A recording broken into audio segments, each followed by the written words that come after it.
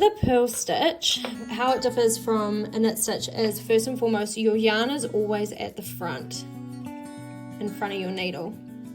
And what you will go is you will put the needle in the front of the stitch from the right to the left, and you will take your yarn, wrap it anti-clockwise around the needle, pull it down, and you will slide it onto your right hand needle and then slide the old stitch off. So again, the yarn is at the front. You're working from right to left through the front of the stitch. Wrap the yarn around anti-clockwise, slide it onto the right hand needle and slide the old stitch off. So right to left through the front of the stitch, wrap the yarn around anti-clockwise, slide it onto the right hand needle and slide that stitch off.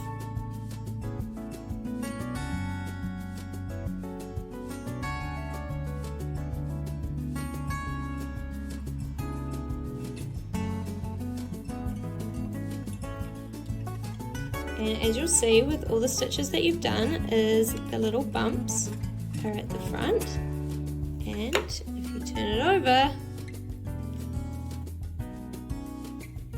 it is all flat at the back.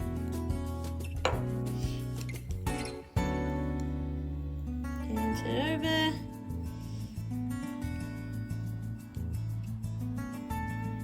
And then when you get to the last stitch, purl, turn it over, and you will then be knitting.